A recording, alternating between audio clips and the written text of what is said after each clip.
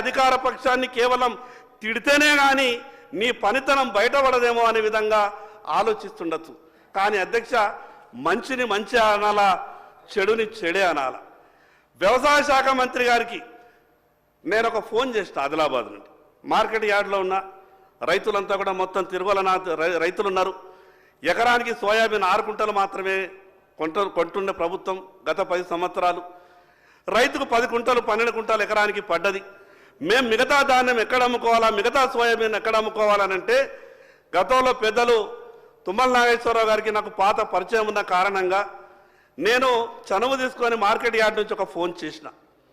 చెయ్యగానే వారు మాట్లాడితే నేను మంత్రి గారికి చెప్పిన, అన్నా నేను స్పీకర్ ఫోన్ ఆన్ చేసిన, రైతులంతా మీ మాట వింటున్నారు, 6 కుంటలు మాత్రమే ప్రభుత్వం కొంటున్నది, 10 క్వింటాలు కొంటే బాగుంటుంది అని నేను అనగానే మంత్రి గారు తిరిగి ఒక మాట మాట్లాడకుండా నేను 10 క్వింటాలు కొంటున్నా అని మంత్రి గారు చెప్పిండ్రు. రెండవ రోజే ఆర్డర్ ఇచ్చిండ్రు. నేను ఆ విషయాన్ని రైతులకు చెప్పిన తర్వాత 3వ రోజు హైదరాబాద్ నాకు మిగతా పనేం లేకుండా అధ్యక్ష, నేను ఆదిలాబాద్ నుండి షాలు తర్వాత పూలమాల తీసుకొని మంత్రి గారి దగ్గరికి వెళ్ళి పూలమాల వేసి షాల్తో సత్కరించి ప్రజల తరపున రైతుల తరపున ధన్యవాదాలు అని చెప్పిన. నేను ఎందుకు ఈ మాట చెప్తున్నానంటే, మీరు మంచి చేస్తే మంచి అని చెప్తాము, లేదా మీరు ప్రజలకు ఇచ్చినటువంటి మాటని నిలుపుకోకుంటే అది నిలుపుకుంటలేరు, ఇది తప్పే అని మాట్లాడతాం. కానీ మీరు మంచి చేసిన మాటలకు మేము మంచి అని అంటే మీరు సంతోషపడి మీరు చెయ్యనటువంటి లేదా పూర్తి చేయనటువంటి హామీలను మీరు ఇంకా చేస్తలేరు. ఎన్నికలలో మీరు మాట ఇచ్చింది కదా అంటే లేదు లేదు కేంద్రం ఏం చేస్తున్నది అనే విధంగా ఎదురుదాడి చేస్తే మాకు ఇంకో మార్గం ఏం లేదు అధ్యక్ష. అధ్యక్ష, ఈరోజు నరేంద్ర మోడీ గారు కేంద్ర ప్రభుత్వం గతంలో ఏ ప్రభుత్వం కూడా ఇంత గొప్పగా ఆలోచించలేదు. ఈ రాష్ట్రంలో 1,20,00,000 పత్తి, తెలంగాణ రాష్ట్రంలో ఇప్పటి వరకు 1,20,00,000 పత్తి. ఈరోజు పత్తికి మార్కెట్లో ధర లేదు. సిసిఐ అనే సంస్థ కొనకుంటే ఈరోజు లక్షల మంది రైతులు చాలా ఇబ్బందులలో ఉంటుండే. కేంద్ర ప్రభుత్వం రాష్ట్ర ప్రభుత్వంతో కోఆర్డినేషన్ చేసుకొని ఈరోజు సిసిఐ వేల కోట్ల రూపాయలు పెట్టి ఇప్పటికే 1,20,00,000 క్వింటాళ్ల పత్తిని 9,000 కోట్ల రూపాయలు ఖర్చు పెట్టి ఈరోజు కేంద్ర ప్రభుత్వం కొన్నది. దాంట్లో రాష్ట్ర ప్రభుత్వం ₹1 లేదు అధ్యక్ష. పూర్తిగా కేంద్ర ప్రభుత్వం సహకారం అందిస్తున్న విషయం మాత్రమే చెప్పదలుచుకున్న అధ్యక్ష. మరి అదేవిధంగా అధ్యక్ష, సోయాబీన్ మంత్రి గారు ఒక మాట అన్నారు, ఇది మొత్తం అంతా కూడా రాష్ట్రమే కొంటున్నాయంటే అన్న, రాష్ట్రం కొట్టలేదు. 85,508 మెట్రిక్ టన్నులకు కేంద్ర ప్రభుత్వం మీకు అనుమతి ఇచ్చింది. కేంద్ర ప్రభుత్వం కొంటానని చెప్పింది. 8,50,000 క్వింటాలు కేంద్ర ప్రభుత్వమే కొంటున్నది. మీకు ఏమి భారం లేదు, మీరు కొనాలి అని చెప్పినా ఇది కూడా కేంద్ర ప్రభుత్వమే కొంటున్నది అధ్యక్ష. అధ్యక్ష, PMKSYలో వేల కోట్ల రూపాయలు టంచనగా ఈరోజు రైతు ఖాతాల్లో కేంద్ర ప్రభుత్వం వేస్తూ ఉన్నది.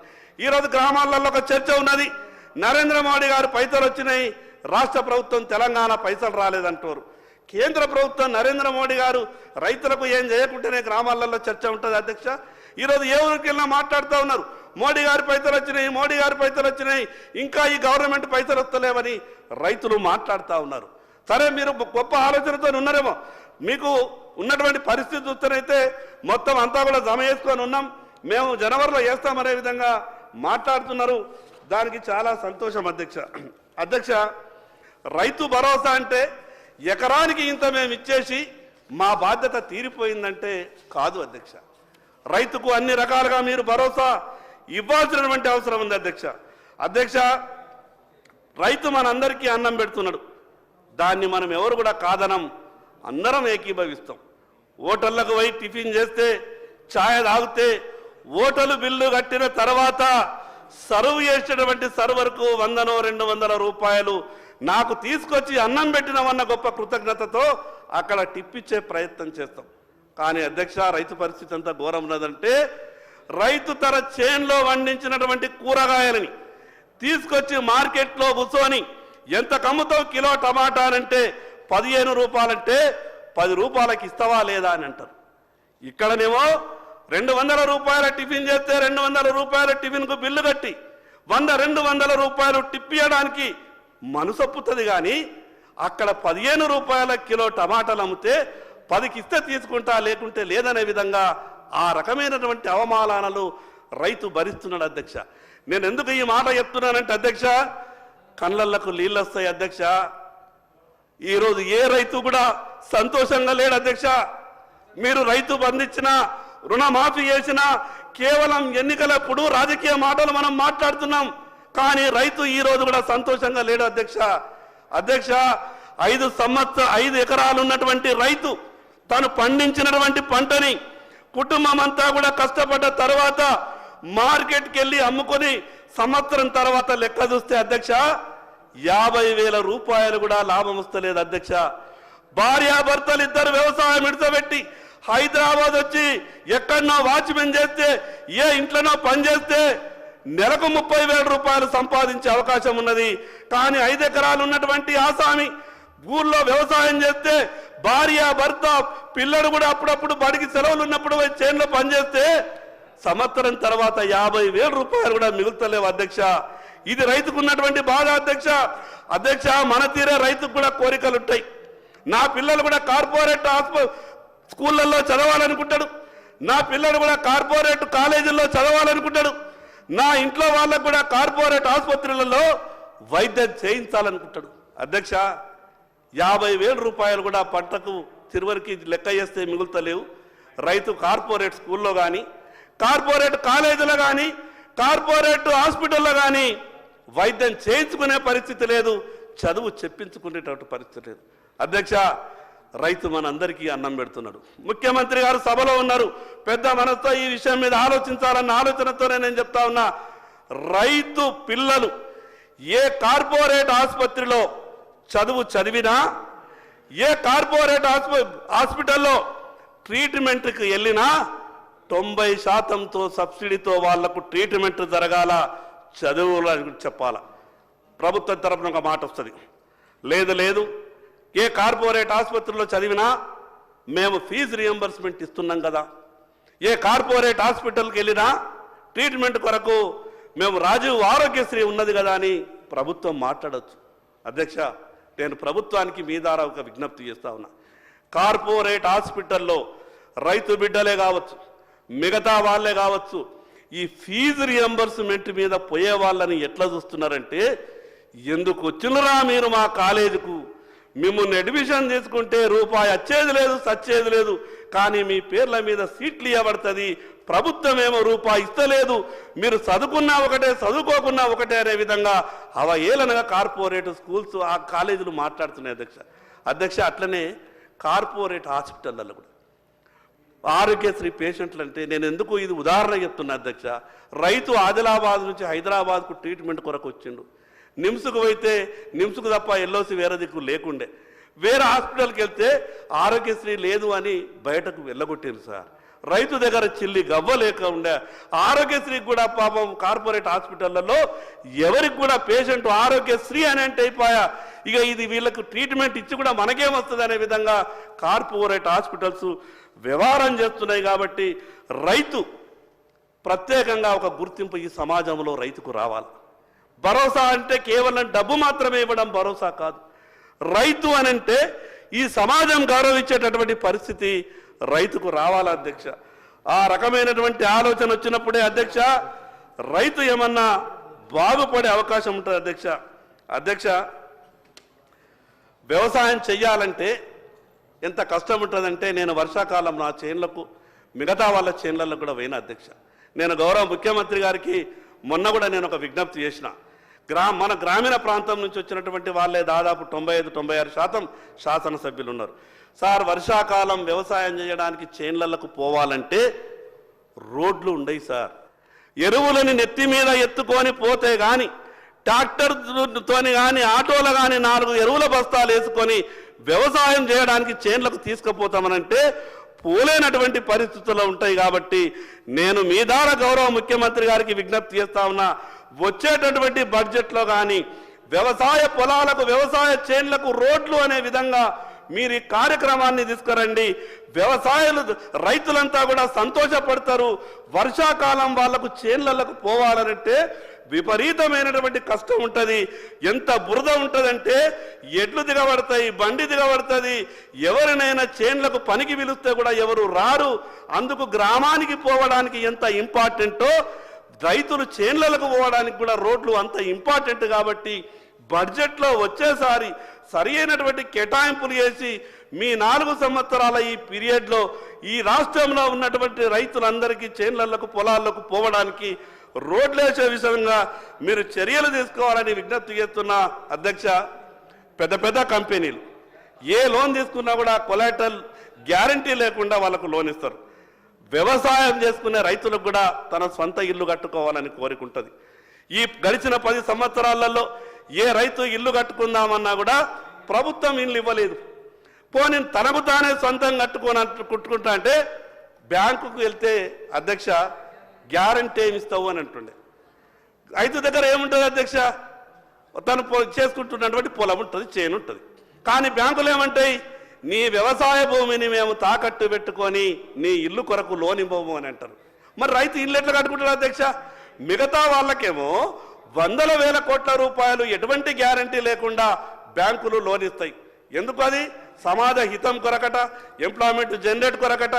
రైతు కూడా అధ్యక్ష మనకు తెలియకుండానే 10 ఎకరాలు ఉన్నటువంటి రైతు రోజుకు 7 నుంచి 8 మంది కూలీలకు ఉపాధి ఇస్తాడు. తనకేం మిగులుతలేదు రైతు. కానీ రైతు మాత్రం తను 10 ఎకరాలు ఉన్నటువంటి ఒక ఆసామి 600 నుంచి 700 మందికి సంవత్సరం కూలీ ఇస్తాడు అధ్యక్ష. రైతు కూడా ఒక ఇండస్ట్రియలిస్ట్ కన్నా ఎక్కువ ఈ సమాజానికి ఉపయోగపడుతున్నాడు. తనకేం మిగులుతలేదు, కానీ తను మాత్రం మిగతా వాళ్ళకి ఉపాధి ఇచ్చేటటువంటి పని చేస్తున్నాడు. కాబట్టి నేను గౌరవ ముఖ్యమంత్రి గారికి ఒక విజ్ఞప్తి చేస్తా ఉన్నా.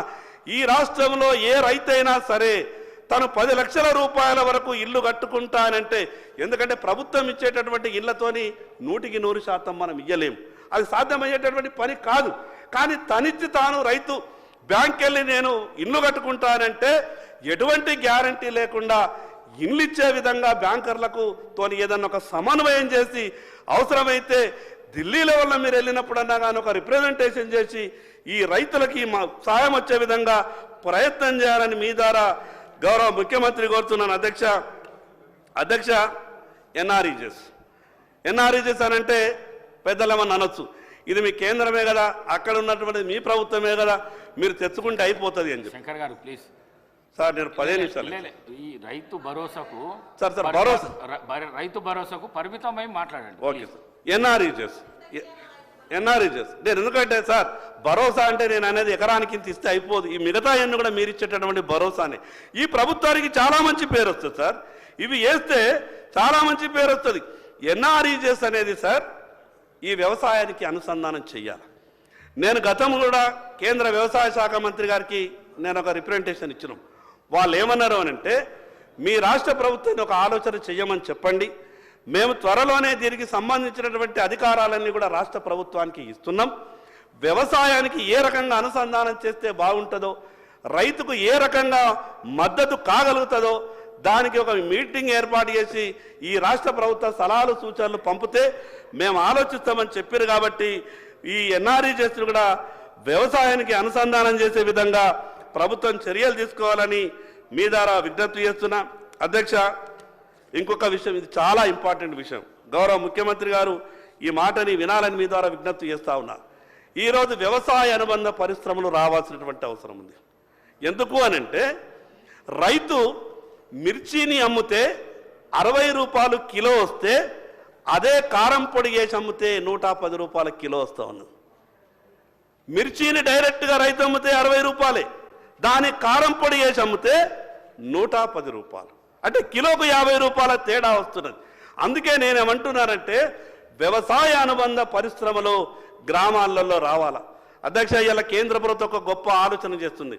ఈ న్యాచురల్ గ్యాస్కు బయోగ్యాస్కు సంబంధించింది, న్యాచురల్ గ్యాస్ సంబంధించినటువంటి కొన్ని విషయాల మీద రైతులకు ఎటువంటి గ్యారంటీ లేకుండా 25 కోట్ల రూపాయలు ఇవ్వాలన్న ఒక గ్రూప్ ఉంటే 25 కోట్ల రూపాయలు ఆర్బీఐ ఎటువంటి గ్యారంటీ లేకుండా ఇవ్వాలని ఆలోచిస్తున్నది. కాబట్టి కనీసం పైలట్ ప్రాజెక్టుగా మండలానికి ఒకటి అటువంటి నేపర్ గడ్డి సార్. ఎటువంటి ఖర్చు లేకుండా రైతు ఆ గడ్డిని పండిస్తాడు. ఆ గడ్డిని ఫ్యాక్టరీకి వేస్తే ఎకరానికి 2.5 లక్షల రూపాయల లాభం వస్తాయని చెప్తాడు. నేను మొన్న మహారాష్ట్రలో ఒక ప్రాజెక్టు చూసి వచ్చిన గౌరవ ముఖ్యమంత్రి గారికి, వ్యవసాయ శాఖ మంత్రి గారికి మీ ద్వారా విజ్ఞప్తి చేస్తా ఉన్నాను. ఒక టీంని ఇమీడియట్గా పంపండి. అది ఎందుకంటే ఈ రాష్ట్రంలో ఉన్నటువంటి రైతులందరికీ కూడా ఉపయోగకరంగా ఉంటుంది. అదేవిధంగా అధ్యక్ష, పంటల బీమా పథకం. ఈ పంటల బీమా పథకం గురించి నేను ఎందుకు చెప్పే ప్రయత్నం చేస్తున్నానంటే అధ్యక్ష, నేను గతంలో ఆదిలాబాద్ నుంచి 150 మంది రైతులని ముఖ్యమంత్రి ఇల్లు ముట్టడికి తీసుకొని వచ్చిన. అప్పుడు ఎట్లుంటుండే అధ్యక్ష, కంచలేసి హైదరాబాద్ కూడా రాలేకపోతుంటివి. కానీ నేను ఆదిలాబాద్ నుంచి రైతుల్ని తిరుపతి పోతున్నామని పోలీసు వాళ్ళకి చెప్పి, పోలీసు వాళ్ళు ఇంటెలిజెన్స్ నిఘా ఇంతమంది రైతులు ఎడిపోతున్నారని అంటే మేము తిరుపతి పోతున్నామని చెప్పి హైదరాబాద్కి వచ్చి నేను అక్కడ ఉన్నటువంటి ప్రగతి భవన్ ముందు ఐటీసీ హోటల్ ఉంటుంది. నేను 15 రూములు తీసుకొని ఐటీసీ హోటల్లో రైతులని ఉంచి ఉదయం 7 గంటలకు ప్రగతి భవన్ ముట్టడి చేసి లోపల దాకా వచ్చినాం అధ్యక్ష. ఎందుకు వచ్చినాము అని అంటే, కేంద్ర ప్రభుత్వం ప్రవేశపెట్టేటువంటి ఫసల్ బీమాని రాష్ట్ర ప్రభుత్వం అమలు చేస్తలేదు, రాష్ట్ర ప్రభుత్వం కట్టాల్సిన ప్రీమియం కడతలేదు అని అంటే ఆ రోజు మా మీద లాఠీ చార్జ్ చేసిండ్రు, నా మీద కేసులు పెట్టిండ్రు, రైతుల మీద కేసులు పెట్టిండ్రు. ఇప్పటిదాకా కేసులను ఎదుర్కొంటున్నాం అధ్యక్ష. పంటల బీమా పెడితే రైతులకు ఎందుకు గొప్ప భరోసా వస్తుంది అంటే, ప్రభుత్వం మీద భారం కూడా తక్కువైతుంది, రైతులకు భరోసా కూడా వస్తుంది.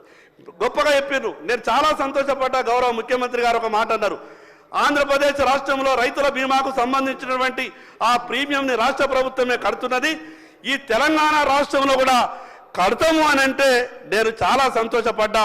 నేను అగ్రికల్చర్ కమిషనర్ గారికి పదే ఫోన్ చేసి అడుగుతుంటే ముఖ్యమంత్రి కార్యాలయం దగ్గర ఉన్నది అని అంటే, నేను గౌరవ ముఖ్యమంత్రి గారికి విజ్ఞప్తి చేస్తా ఉన్నా, అన్న ఈ పంటల బీమా పథకం మీరు అమలు చేస్తే ప్రభుత్వం మీద భారం తక్కువైతుంది, రైతులకు కూడా ఎప్పుడు కాలం కలిసి వచ్చినా కలిసి రాకపోయినా, వర్షాలు ఎక్కువ వచ్చినా తక్కువ వచ్చినా ఆ బీమాలో కవరేజ్ ఉంది. కాబట్టి పంటల బీమా పథకాన్ని అమలు చేయవలసిందిగా ఈ ప్రభుత్వానికి విజ్ఞప్తి చేస్తా ఉన్నా.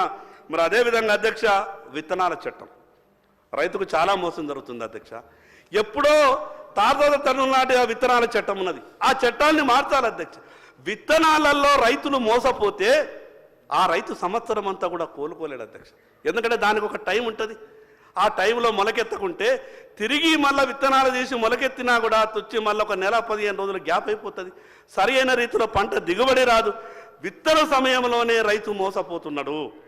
ఏమైనంటే చట్టాలు ఉన్నాయి, కోర్టులు ఉన్నాయి కాబట్టి ఈ చిన్న కేసులు పెట్టంటే వాళ్లకు కోర్టుకు పోకముందే పోలీస్ స్టేషన్లలో బెయిల్ వస్తున్నాయి. నేను అందుకే మీ ద్వారా ప్రభుత్వానికి విజ్ఞప్తి చేస్తా ఉన్నా, ఎవరైతే డూప్లికేట్ విత్తనాలు ఇచ్చి రైతులను మోసం చేస్తారో వాడు కనీసం ఒక 90 రోజులు కూడా బయటకు రావద్దు. అటువంటి కఠినతరమైనటువంటి చట్టాలు కావాలి. విత్తనాలప్పుడే రైతుకిన మోసానికి గురైపోతే రైతు వ్యవసాయం చేసుకోలేనటువంటి పరిస్థితి ఉంటుంది. కాబట్టి దయచేసి ముఖ్యమంత్రి గారు, మంత్రి గారు ఆ రకంగా ఆలోచించాలని మీ ద్వారా ప్రభుత్వానికి విజ్ఞప్తి చేస్తా ఉన్నాను అధ్యక్ష. అదేవిధంగా ఏఈల బాధ్యత. ఏఈలు రైతులకు ఎప్పటికప్పుడు సాంకేతిక పరంగా సలహాలు ఇచ్చి ఈ వంగడాలు బాగుంటాయి, ఈ పంటలు బాగుంటాయి అనే విధంగా ఎప్పటికప్పుడు వాళ్ళకు సలహాలు రావాలి. కానీ ఉన్నటువంటి పరిస్థితి చూస్తే అధ్యక్ష, ఆ రకమైనటువంటి సలహాలు రైతులకు ఎక్కడా కూడా దొరుకుతలేవు. అందుకే కొత్త ఈరోజు ప్రపంచంతో రైతు పోటీ పడాలి అధ్యక్ష. మిగతా కొన్ని దేశాలలో ఎకరానికి 40 క్వింటాలు 30 క్వింటాల పత్తి వస్తున్నది, మనం ఇంకా 10-12 క్వింటాలలో ఉన్నాం. మిగతా దేశాలలో BT 7, 8కి వెళ్ళిపోయారు, మనం BT 2లోనే ఉన్నాం. 3 అనాధికారికంగా నడుస్తూ ఉన్నది. క్వాలిటీ విత్తనాలు రైతులకు ఇవ్వాల్సినటువంటి అవసరం ఉంది. క్వాలిటీ విత్తనాలు మనం రైతులకు ఇవ్వలేకపోతే మీరు ఎన్ని సబ్సిడీలు ఇచ్చినా, ఎన్ని రుణమాఫీలు జరిగినా, ఎంత రైతు భరోసా వచ్చినా రైతు బాగుపడు అధ్యక్ష. ఒక వింత పరిస్థితి నడుస్తూ ఉన్నది. అదేంటంటే ఎన్నికల కన్నా ముందు మాత్రమే రాజకీయ పార్టీలు రైతుల విషయంలో మేనిఫెస్టోలు ఎంత గొప్పగా తయారు చేస్తున్నారనంటే, ఆ ఏ రాజకీయ పార్టీ అయినా కానీ, అది TRS party, Congress party, BJP, ఇంకో పార్టీ కాదు, ఎన్నికల కన్నా ముందు రాజకీయ పార్టీల ఆతృత రైతుల విషయంలో ఏ రకంగానైతే ఉంటున్నదో, అధికారం వచ్చిన తర్వాత మాత్రం అధ్యక్ష ఆ ఇచ్చినటువంటి హామీల మీద ఆ గొప్పగా ఆలోచన ఉంటే రైతులు ఎప్పుడు కూడా వాళ్ళని మర్చిపోరు అధ్యక్ష. ఈరోజు రైతు బంధు విషయం మాట్లాడుతూ మేము ఇంత ఇచ్చినాం, మేము అంత ఇచ్చినాం, మీరేం చేసిండ్రు అని ఈ సమయం అంతా కూడా, సభా సమయం అంతా కూడా ఈ ఒకరిదొకరు విమర్శలు మాత్రమే పోతున్నది. సలహాలు ఎవరు ఇస్తలేరు అధ్యక్ష. వాళ్ళు గొప్పగా చెప్పుకునే ప్రయత్నమే చేస్తూ ఉన్నారు. మేము ఇంత చేసినాం కదా, మీ నాయకుడికి ఇట్లా చేసిండు కదా, మీ నాయకుడికి ఇద్దిన్నాడు కదా, ఈ రకమైనటువంటి మాటలు తప్పితే ఏం చేస్తే రైతుకు బాగుంటుందని ఏ రాజకీయ పార్టీ కూడా సలహాలు ఇచ్చేటటువంటి ప్రయత్నం చేస్తలేదు. నేను వ్యవసాయ శాఖ మంత్రి గారికి మీ తరఫున ఒక విజ్ఞప్తి చేస్తున్నా అధ్యక్ష. రైతుకు ఈరోజు పనిముట్లు చాలా అవసరం. గతంలో 10 ఏళ్ళు ఈ రాష్ట్రాన్ని పరిపాలించినటువంటి ఒక పార్టీ ప్రభుత్వం ట్రాక్టర్లు ఇచ్చింది అధ్యక్ష. ఎవరికి ఇచ్చిందో తెలుసా అధ్యక్ష? టీఆర్ఎస్ పార్టీ కార్యకర్తలకు మాత్రమే ఇచ్చింది అధ్యక్ష. రైతు ఒక పార్టీ కార్యకర్తనో, రైతుకు ఒక కులమో లేదు అధ్యక్ష. నిజంగా వ్యవసాయం చేసుకునే రైతులకు ఇస్తే బాగుంటుంది కదా అధ్యక్ష. నీ పార్టీ కార్యకర్తలకే వ్యవసాయ పనిముట్లు ఇస్తుంటే అది ఏ రకమైనటువంటి మంచి జరుగుతుంది అధ్యక్ష. నేను అందుకే వ్యవసాయ శాఖ మంత్రి గారికి మీ ద్వారా విజ్ఞప్తి చేస్తా ఉన్నాను. కొంత ప్రారంభించినట్టు ప్రారంభించిండ్రు, మళ్ళీ దాంట్లో మందగించింది. వ్యవసాయ పనిముట్లు ఇమీడియట్గా స్ప్రింక్లర్లు కావచ్చు, డ్రిప్ ఇరిగేషన్ కావచ్చు, సబ్సిడీ మీద ట్రాక్టర్లు కావచ్చు, నాగన్లు కావచ్చు, ఈ రకమైనటువంటి వ్యవసాయ పనిముట్లు మీరు వెంటనే అందించే ప్రయత్నం చేయాలని మీ ద్వారా విజ్ఞప్తి చేస్తున్నాను అధ్యక్ష. ఈరోజు పంటలకు సంబంధించినటువంటి విషయాలు మాట్లాడేటప్పుడు ప్రపంచం ఎక్కడికి వెళ్ళిపోయింది అధ్యక్ష. మన దగ్గర ఉన్నటువంటి దిగుబడితో ప్రపంచాన్ని మనం పోటీ పడలేం. ఈరోజు కొన్ని దేశాలలో, నేను థాయిలాండ్లో చూసిన అధ్యక్ష, నేను కొరియాలో చూసిన అధ్యక్ష, మన దేశంలో ఒక చర్చ, ఏ రాష్ట్ర బడ్జెట్లో చూసినా కూడా ఒక చర్చ జరుగుతుంది అని అంటే వ్యవసాయం వల్ల జీడిపి ఎంత పెరుగుతున్నది, ఇండస్ట్రీ తెచ్చుకుంటే బాగుంటుంది అనే ఆలోచన ఉన్నది. మరి అన్నం ఎక్కడికి వెళ్ళి తెచ్చుకుంటాం అధ్యక్ష? మనం ఇండస్ట్రీలు తెచ్చుకుంటాం, వాళ్ళకు మనం సాయం చేస్తాం. 1000 కోట్ల రూపాయలు పెట్టుబడులు పెట్టేటోళ్ళు ఈ దేశం లేకుంటే మిగతా దేశాలలో వస్తుండొచ్చు, కానీ అన్నం అయితే తెచ్చుకోలేం కదా అధ్యక్ష. మనం అన్నం అయితే తినాలి కదా అధ్యక్ష. అందుకే వ్యవసాయానికి అనుబంధమైనటువంటి పరిశ్రమల మీద దృష్టి పెట్టేటటువంటి ప్రయత్నం చెయ్యండి. ఈరోజు ప్రపంచంలో కొన్ని దేశాలు ఉన్నాయి, అది చిన్న దేశమే, వ్యవసాయంతోనే వాళ్ళ జీడిపి ఏ రకంగా ఉన్నదో ఒకసారి ఆలోచించండి. అందుకే పాడి పరిశ్రమ, ఈరోజు నేషనల్ లైవ్ స్టాక్ మిషన్ అనే NLM కేంద్ర ప్రభుత్వ పథకం ఉన్నది అధ్యక్ష. 1000 కోట్ల రూపాయలు ఈరోజు కేంద్రం ఇవ్వడానికి సిద్ధంగా ఉన్నది. 50% సబ్సిడీ, ₹2 కాదు అధ్యక్ష. నువ్వు 5 కోట్ల రూపాయల యూనిట్ పెట్టుకుంటే, 4 కోట్ల రూపాయల యూనిట్ పెట్టుకుంటే ఏ రైతైనా సరే 2 కోట్లు సబ్సిడీ ఇస్తుంది. ₹1 కోటి యూనిట్ పెట్టుకుంటే అది మీరు పోల్ట్రీ పెట్టుకోండి, డైరీ పెట్టుకోండి, ఈరోజు 2 కోట్లు పెట్టుకుంటే ₹1 సబ్సిడీ.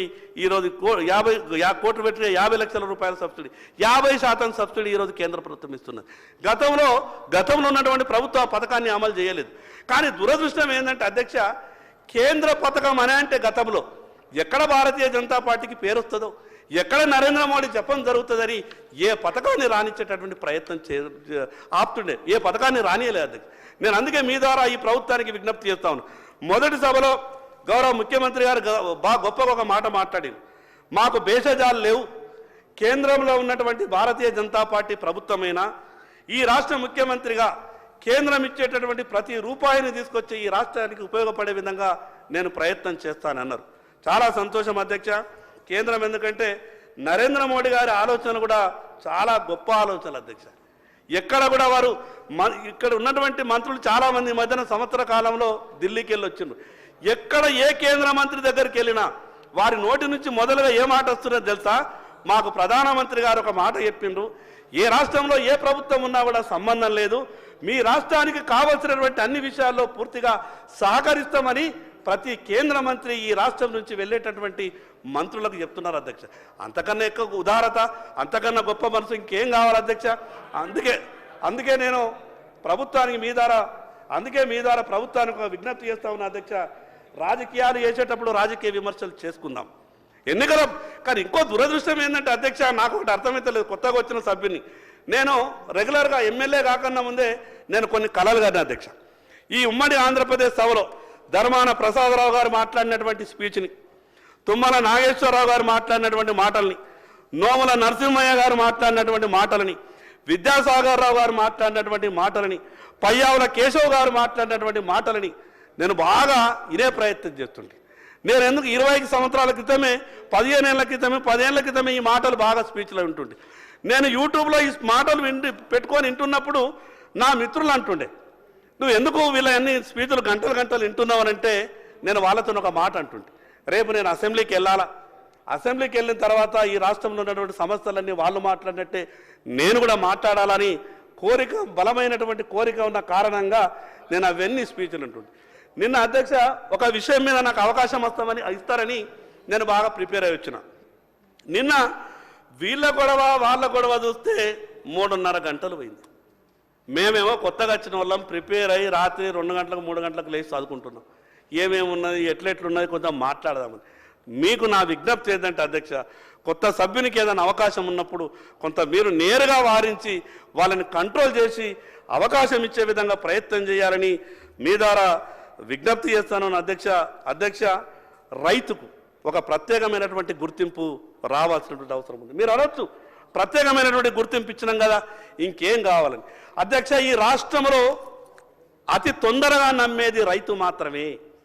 ఏ రాజకీయ పార్టీ ఏ మాట ఇచ్చినా రైతు నమ్ముతాడు. రైతు అంత తొందరగా ఇంకా ఎవరు నమ్మరు అధ్యక్ష. రైతు నమ్మి ఓటేసాడు. ఈరోజు కాంగ్రెస్ ప్రభుత్వం అధికారంలోకి వచ్చిందంటే రైతు మీ మాటలని బలంగా నమ్మిండు. కాంగ్రెస్ ప్రభుత్వం ఈరోజు రైతులు ఓట్లేస్తేనే అధికారంలోకి వచ్చింది. ప్రధానమైనటువంటి హామీ రుణమాఫీ. మీ ద్వారా గౌరవ ముఖ్యమంత్రి గారికి మిగతా మంత్రివర్గానికి విజ్ఞప్తి చేస్తున్నాం, మీరు ఇచ్చేటటువంటి స్టేట్మెంట్లో ఈ తేడాలు కంట్రోల్ కావాలి. ఒక మంత్రి గారు చెప్తారు 60% మాఫీ అయిపోయింది, 40% కాలేదని. ఇంకొకరు చెప్తారు 70 అయింది, 30 కాలేదని. అసలు ఒక కంక్లూజన్కు రండి, ఎంత మాఫీ అయింది, ఇంకెంత మాఫీ కాలేదు. సరే, రాష్ట్ర ఖజానా మీకు సహకరిస్తలేదేమో, ఇబ్బందులు ఉన్నాయేమో, కానీ మీరు వాస్తవాలు చెప్పేటటువంటి ప్రయత్నం చేయండి. మీ ద్వారా ఒక విజ్ఞప్తి చేస్తా ఉన్నది ప్రభుత్వానికి అధ్యక్ష, 2 లక్షల రూపాయల రుణమాఫీ. కోఆపరేటివ్ బ్యాంకులలో గౌరవ మంత్రి గారు నా మాట కొద్దిగా నోట్ చేసుకోవాలి. కోఆపరేటివ్ బ్యాంకులలో 65 నుంచి 70% రైతులకు లోన్లు మాఫీ కాలేదు. అది టెక్నికల్ సమస్య ఉన్నదా, ఇంకో సమస్య ఉన్నదా? మీరు వెంటనే ఆ విషయాన్ని సంబంధిత అధికారులతో చర్చించి మీరు ఆర్డర్స్ ఇవ్వాలా. 2 లక్షల రూపాయల రుణమాఫీకి సంబంధించింది అధ్యక్ష, గతంలో టీఆర్ఎస్ ప్రభుత్వం మాఫీ చేసినప్పుడు 1 లక్ష రూపాయలు వడ్డీకి పోయింది. దాంట్లో ఏం అనుమానం లేదు, వడ్డీకి పోయింది. కానీ ఇంకొక విషయం, ఈరోజు కూడా రైతు 2 లక్షల రూపాయల బాకీ ఉన్నటువంటి రైతులు ఉన్నారు. మీరు ఎప్పటి వరకు చేస్తారో క్లారిటీ ఇస్తలేదు. మీరు ఒక మాట ఏమంటున్నారు, 2 లక్షల పైబడి ఉన్నటువంటి రైతు తన డబ్బుని బ్యాంకులో జమ చేస్తే ఆ సమాచారం మాకిస్తే మేము 2 లక్షల రూపాయలు చెల్లిస్తాము అని చెప్తున్నారు. 2 లక్షల రూపాయల వరకు ఉన్నటువంటి రైతుకు రుణమాఫీ చేయాల్సిందే. మీరు ఎందుకంటే మీరు 70%కు చేసినా 80%కు చేసినా మీరు ఈ 20%కు చేయకపోతే మీరు 80% మీకు చేసిన వాళ్ళు ప్రచారం చేస్తారో లేదో తెలియదు, కానీ ఈ 20% మాత్రం మిమ్మల్ని జీరో చేస్తారు అధ్యక్ష. మీరు జాగ్రత్తగా ఉండండి. 80% చేస్తాం, 70% చేస్తాం, ఈ 20-30 వేలతోనే మాకేం ఇబ్బంది అవుతుంది అంటే ఈ 20-30 మాత్రం మిమ్మల్ని జీరో చేస్తారు. దీన్ని జాగ్రత్తగా ఉండాలా.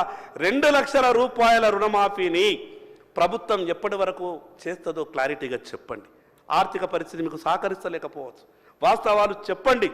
కానీ బుకాయింపు ద్వారా ప్రజలను నమ్మించలేము. ఒక పక్క మనం ఏం చెప్తున్నాం, ఎస్ఎల్బిసి లెక్కలు 52,000 కోట్ల రూపాయలు మనకు వచ్చినాయి, రుణాలు తీసుకున్నారు రైతులు, 21,000 కోట్ల రూపాయలు మాఫీ చేసినామని చెప్తున్నారు. మరి అటువంటిప్పుడు ఇంకా 30,000 కోట్ల రూపాయలు రైతులు బాకీ ఉన్నట్టే కదా. దాంట్లో 10,000 కోట్ల రూపాయలు వేరే అప్పులున్నా కూడా ఇంకా 22,000 కోట్ల రూపాయలు అప్పు ఉన్నట్టే కదా. క్లియర్గా మీరు ఇస్తున్నటువంటి స్టేట్మెంట్ ప్రకారమే 20,000 కోట్ల రూపాయలు ఇంకా ఇవ్వాల్సి ఉందని చెప్తా ఉన్నారు. కాబట్టి దాంట్లో మీరు కొంత క్లారిటీ ఇవ్వాల్సిందిగా మీకు విజ్ఞప్తి చేస్తా ఉన్నాను అధ్యక్ష. ఒక మాట మాట్లాడి ప్రభుత్వానికి ఒక ఆలోచన ఉండిండొచ్చు, ఏమని కొంత కేటగిరీ వైజ్ చేస్తే మనం ముందుకెళ్తే కొంచెం ఆర్థికంగా కొంత ఇబ్బంది ఉండకుండా ఈ పథకాన్ని కొనసాగించవచ్చనేమో ఆలోచన ఉండిండొచ్చు. సహజంగా ప్రభుత్వాన్ని నడిపేటప్పుడు ఆలోచన వస్తుంది, ఎక్కడ రూపాయి తక్కువ చేస్తే అడ్మినిస్ట్రేషన్ ఏ రకంగా చేయగలుగుతాం అనేది మీకుంటే ఉండిండొచ్చు. మిగతా దుబారా ఖర్చు చేయండి అధ్యక్ష. ఈరోజు 2.5 ఎకరాలు ఉన్నటువంటి రైతులు ఈ రాష్ట్రంలో 47 లక్షల మంది ఉన్నారు. అదేవిధంగా 2.5 నుంచి 5 లక్షల లోపు ఉన్నటువంటి రైతులు 11 లక్షల రైతులు ఉన్నారు. అదేవిధంగా 5 నుంచి 10 మధ్యన ఉన్నటువంటి రైతులు 4,72,000 ఉన్నారు. అధ్యక్ష, 10 ఎకరాలకు పైన ఉన్నటువంటి రైతులు ఈ రాష్ట్రంలో కేవలం 64,000 మాత్రమే ఉన్నారు. నేనేమంటున్నా, గుట్టలకు ఇవ్వకండి, గుట్టలకు ఇవ్వకండి, పుట్టలకు ఇవ్వకండి, లేఅవుట్ చేసినటువంటి స్థలాలకు ఇవ్వకండి, ఆ రకంగా ఉన్నటువంటి తీసేయండి, దాంట్లో తప్పేం లేదు. గుట్టలకు ఇవ్వాలని ఎవడన్నా మాట్లాడితే మూర్ఖుడు వాడు. వ్యవసాయం చేస్తున్నటువంటి రైతుకు సాయం చెయ్యండి. కానీ నేనేమంటే, ఈరోజు పెద్ద పెద్ద ఇండస్ట్రీ 1000 కోట్ల ఫ్యాక్టరీ వచ్చినా ఆయనకు సబ్సిడీలు ఇస్తున్నాం, ఆయనకు ప్రభుత్వ రాయితీలు ఇస్తున్నాం. 5,000 కోట్ల రూపాయలు పెట్టుబడి పెట్టేటోడు వచ్చినా కూడా వాళ్ళకు సబ్సిడీలు ఇస్తున్నాం, వాళ్లకు ప్రభుత్వ రాయితీలు ఇస్తున్నాం. మరి మన కొరకు అన్నం పెట్టేందుకు వ్యవసాయం చేసేటటువంటి ఈ రైతుకు 10 ఎకరాల పైన ఉంటే ఆలోచిస్తామనంటే కొంత బాధ అనిపిస్తుంది. ఆ రకమైనటువంటి ఆలోచనని విరమించుకోండి. రైతుకు కులం లేదు అధ్యక్ష, రైతు రైతే, ఏ కులం ఉన్నా కూడా రైతు రైతే. కాబట్టి మీరు మిగతా విషయాలు ఆలోచించకుండా ఎన్ని ఎకరాలు ఎక్కువ వ్యవసాయం ఎవరు చేస్తారు అధ్యక్ష? వ్యవసాయాలు అంతా బాగలేవు అధ్యక్ష. మనకున్నట్టు ఫామ్ హౌస్ల తీరు లేవు. దురదృష్టం ఏంటంటే నాయకులకు ఈ మధ్యన ఫామ్ హౌస్లు అయిపోయింది. ఆ నాయకులకు ఏమనిపిస్తాయంటే, నా ఫామ్ హౌస్ ఎట్లున్నదో మిగతా ఊళ్ళల్లో రైతుల వ్యవసాయాలు కూడా గట్లనే ఉన్నాయనుకుంటాడు. కానీ నువ్వు కట్టుకున్నట్టు 20 కోట్లు పెట్టి ఫామ్ హౌస్ల రైతుకి ఇల్లు లేదు. నీకున్నది నీ ఫామ్ హౌస్ తీరు, రైతు వ్యవసాయం లేదు. అది ఏ రాజకీయ పార్టీ అయినా, ఏ నాయకుడైనా కానీ ఆలోచించాలా. ఈ సభ ఆలోచించకుంటే రైతుల గురించి ఇంకెవరు ఆలోచిస్తారు అధ్యక్ష? అందుకే నేను మీ ద్వారా గౌరవ ముఖ్యమంత్రి గారికి విజ్ఞప్తి చేస్తా ఉన్నాను. మీరు ఏది ఆలోచించకుండా ఎన్ని ఎకరాలు చేసినా సరే, మా అంటే 20 ఎకరాలు 25 ఎకరాల కన్నా ఎక్కువ ఏ రైతు వ్యవసాయం చేస్తలేడు అధ్యక్ష. మా అంటే 20 ఎకరాలు. ఆ 20 ఎకరాలు చేసే వాళ్ళు కూడా 1% ఉంటారో. ఎక్కువలైతే 5 ఎకరాలు 2 ఎకరాలు 3 ఎకరాలు ఆ రకంగానే చేస్తూ ఉన్నారు. కాబట్టి మిగతా మీకు పెద్ద సేవ అయ్యేది కూడా పెద్దగా ఏముండదు. ఈ 64,000 ఎకరాల గురించి ఆలోచించి మీరు కూడా చెడ్డ పేరు తెచ్చుకోవద్దని మీ ద్వారా ప్రభుత్వానికి విజ్ఞప్తి చేస్తా ఉన్నాను అధ్యక్ష. కేంద్ర ప్రభుత్వం చివరిగా ఇంకొక మాట కూడా ఏమనిపిస్తుంది అధ్యక్ష, 10 సంవత్సరాలు ఈ దేశంలో 11 సంవత్సరాలు అయింది నరేంద్ర మోడీ గారు ప్రధానమంత్రి. గతంలో 10 ఏళ్ళు కూడా తీసుకోనటువంటి ఎంతో గొప్ప సాయం తీసుకున్నారు కేంద్రం నుంచి. కేటీఆర్ గారు మా నాయకుడు ఒక మాట చెప్పబోతే చివరికి బీజేపీ వాళ్ళు కూడా మాట్లాడుతున్నారా, ఆఖరికి బీజేపీ వాళ్ళు కూడా మాట్లాడుతున్నారా, ఆఖరికి బీజేపీ వాళ్ళు కూడా మైక్ ఇస్తున్నారంటే ఏంది అధ్యక్ష ఇది? బీజేపీ అంటే ఏమనుకుంటున్నారు అధ్యక్ష? మీరు ఈ పాత 10 జిల్లాలు, కొత్త 33 జిల్లాలు పరిపాలించినటువంటి మీకే గింత ఉంటే 750 జిల్లాల్ని పరిపాలిస్తున్నాం. మాకింత ఉండాలా? మా అధికారం గురించి మీకు తెలియదా? బీజేపీ గురించి చెడుగా మాట్లాడితే ఏమైందో మీకు తెలియదా? అంత అవమానపరిచే విధంగా ఆఖరికి బీజేపీ వాళ్ళు కూడా మాట్లాడతారంటే ఎట్లా అధ్యక్ష? సాటి సభ్యులని ఆ రకంగా మాట్లాడేటప్పుడు కొంచెం బాధ అనిపిస్తుంది అధ్యక్ష. మేము మా పార్టీని, మా ప్రభుత్వాన్ని, మా నాయకుడిని మాట్లాడినప్పుడు ఇంటర్ఫియర్ ఇది కరెక్ట్ కాదు అని చెప్పే ప్రయత్నం చేస్తే నాకు వాళ్ళు అన్నటువంటి మాటలు బాధ అనిపించింది. సీనియర్ సభ్యులు కొత్త సభ్యుల్ని గౌరవించి వాళ్ళకు కొన్ని విషయాలు చెప్పే విధంగా ప్రయత్నం చేయాలా అధ్యక్ష. ఈరోజు నాకు బాగా జ్వరం వచ్చింది అధ్యక్ష. నేను ఎందుకు ఈ మాట చెప్తున్నానంటే, ఇంత ఇంపార్టెంట్ చర్చ ఉన్నది రైతులకు సంబంధించింది, నాకు విపరీతంగా లేవచ్చు లేక.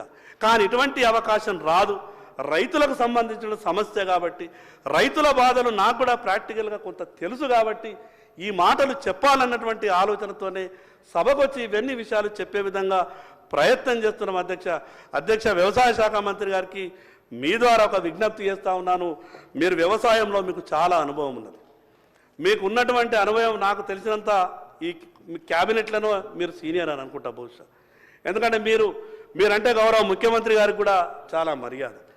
బడ్జెట్ రూపకల్పనప్పుడు కొంత ఎక్కువ బడ్జెట్ కేటాయించేటటువంటి ప్రయత్నం చేసి రైతులకు కొంత న్యాయం చేసే విధంగా ప్రయత్నం చేయాలని మీ ద్వారా ప్రభుత్వానికి విజ్ఞప్తి చేస్తున్నాను అధ్యక్ష.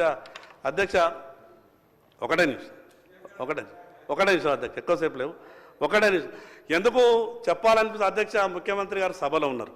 మా మాటల్ని వింటే కొంత సానుకూలంగా స్పందించి మా సమస్యలు పరిష్కారం అయితే రైతులకు కొంత భరోసా వస్తున్న ఆలోచనతోనే ఈ విషయాలన్నీ చెప్పే ప్రయత్నం చేస్తున్నా. తిరిగి ఈ మాట చాలా మొదలు ప్రస్తావించిన మాట మరొకసారి గుర్తు చేసే ప్రయత్నం చేస్తా ఉన్నా. వ్యవసాయం చేసేటటువంటి రైతులకు చేన్లలకు పోయేటటువంటి తోవలు సార్, ఇది చాలా ఇంపార్టెంట్. వ్యవసాయ శాఖ మంత్రి గారు ఇదొక అంశాన్ని మీరు ప్రత్యేకంగా చేర్చుకోండి. ఎందుకంటే రైతు చేన్లకు వ్యవసాయం చేసే రైతు చేన్లకు పోవాలంటే రోడ్డు పోలేనటువంటి పరిస్థితిలో ఉన్నాడు. అధ్యక్ష, ఈరోజు వ్యవసాయం గతంలో చేయడానికి ఎవరైనా కూలీలు నడుచుకుంటూ చేన్లకు వస్తుండే. ఈరోజు కూలీలు నడుచుకుంటూ చేన్లకు వచ్చేటటువంటి పరిస్థితి లేదు. ఆటో పెడితేనో లేదా ఇంకోటి పెడితేనో చేన్లకు వస్తున్నారు. మరి ఆటో పెట్టాలన్న రైతు మిగతా ఎట్లన్నా కానీ కూలీలను చేన్లకు తీసుకుపోవాలంటే వర్షాకాలం రోడ్లు లేకుంటే ఎట్లా పోతాడు అధ్యక్ష? ఏ గ్రామానికి వెళ్ళినా ప్రతి గ్రామంలో రైతులు ఒకటే అడుగుతున్నారు, మీరు మాకు ఏం చేసినా చేయకున్నా మేము చేన్లకు పోతేందుకు మాకు రోడ్లు వేయాలని రైతులు మాట్లాడుతున్నారు కాబట్టి ఇది రిపీట్ రెండోసారి కూడా చెప్పిన. ఎందుకు చెప్పిన విషయం అంటే మీకు మరీ గుర్తుండాలన్న ఆలోచనతోనే ఈ విషయాన్ని చెప్పేటటువంటి ప్రయత్నం చేసిన. అందుకు ఎవరికి ఎక్కడ కూడా ఎటువంటి కటింగ్లు లేకుండా పూర్తిగా ఈ రైతు భరోసా డబ్బుని రైతుల ఖాతాల్లో వేసే విధంగా ప్రయత్నం చేయాలని, 2 లక్షల రూపాయల రుణమాఫీ గురించి ప్రత్యేకంగా మీరు భరోసా ఇచ్చి తక్కువనే ఉన్నారు అక్క, బిలో 1% ఉన్నారు, ఎక్కువ ఉన్నారు. మీరే అందరికీ ఇస్తే బాగుంటుందని మా ఆలోచన. అందరికీ ఇస్తే బాగుంటుంది. వ్యవసాయం చేసేవాళ్ళకు గుట్టలకు చట్టాలకు గుట్టలకు పుట్టలకు మాత్రం నేను చెప్పా 10 ఎకరాలు 15 ఎకరాలు మీరు అనుకుంటుండొచ్చు, కానీ వ్యవసాయం చేసేటటువంటి రైతులకు అందరికీ ఇస్తే బాగుంటుందని. చివరిగా ఒక మాట అధ్యక్ష, చివరికి ఒకటే మాట అధ్యక్ష, మహబూబ్ నగర్ జిల్లా కేసముద్రం మండలం నారాయణపూర్ అనే ఊరు. నేను ఎందుకు గౌరవ ముఖ్యమంత్రి గారికి విజ్ఞప్తి చేస్తున్నా, వ్యవసాయ శాఖ మంత్రి గారికి మీ ద్వారా అంటే, వీళ్ళు రైతు బంధు మొదలైన తర్వాత ఆ గ్రామం రూపాయి కూడా రైతు బంధుకు నోచుకోలేదు అధ్యక్ష. వీళ్ళకు ఆ ధరణి వల్ల వీళ్ళ పాస్బుక్లు వీళ్ళ భూములు వీళ్ళకి ఏవి రాలేదు. రైతులందరికీ పడితే పాపం వీళ్ళు వట్టిన చూసుకుంటా ఏరిండు. నేను అందుకు వీళ్ళకు తరపున ప్రత్యేకంగా ప్రభుత్వానికి విజ్ఞప్తి చేస్తా ఉన్నా, వీరు గతంలో కోల్పోయినటువంటి రైతు బంధు అంతా కూడా వీళ్ళకు పట్టాలు వచ్చిన తర్వాత వీరు సాయం చేసే విధంగా ప్రయత్నం చేయాలా. ఏదైనా సమస్య వచ్చినప్పుడు టెక్నికల్గా ఒక ఇన్స్టాల్మెంటు రైతు ఖాతాలో పడకపోతే తిరిగి ఆ టెక్నికల్ సమస్య పూర్తయిన తర్వాత అది 4 ఏళ్ల కింద ఇవ్వాల్సినటువంటి రైతు బంధు కావచ్చు, ఈరోజు ఇచ్చేటటువంటి రైతు భరోసా కావచ్చు, టెక్నికల్గా ఏదన్నా సమస్య ఉంటే తిరిగి రైతు ఖాతాలో వేసే విధంగా ఉత్తర్వులు ఇవ్వాలని మీ ద్వారా విజ్ఞప్తి చేస్తూ, అదేవిధంగా ఈ మాట్లాడే అవకాశం ఇచ్చినటువంటి మీకు ప్రత్యేకంగా ధన్యవాదాలు తెలియజేస్తూ సెలవు తీసుకుంటున్నా అధ్యక్ష. గౌరవ రాష్ట్ర ముఖ్యమంత్రి గారు సీతక్క గారు 2009 నుంచి 14 వరకు కాంగ్రెస్ ప్రభుత్వంలో పెద్ద ఎత్తున పంట పొలాలకు మెటల్ రోడ్లు ఇవ్వడం జరిగింది అధ్యక్ష. ఆ తర్వాత వచ్చిన గవర్నమెంట్ వాటిని విస్మరించింది. ఇప్పుడు మొన్న మా పంచాయతీరాజ్ శాఖ నుంచి కూడా ఎన్ఆర్ఈజీఎస్లో మళ్ళీ ఆ ప్రొవిజన్ పెట్టి రైతుల కోసం అక్కడ ఉన్నటువంటి అధికారులు ప్రజాప్రతినిధులు కూర్చొని ఒక్కొక్క నియోజకవర్గానికి అక్కడ ఉండే ఫండ్ని బట్టి మీరు ఏర్పాటు చేసుకోవాలని కూడా చెప్పడం జరిగింది అధ్యక్ష. ముఖ్యంగా రైతు భరోసా విషయంలో ఎన్ని ఎకరాల వరకు ఇవ్వాలనేది మాత్రం దాటవేస్తారు.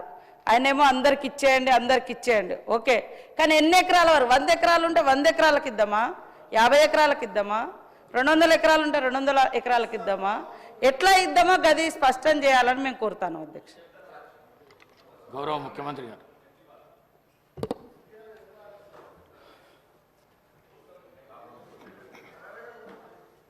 అధ్యక్ష,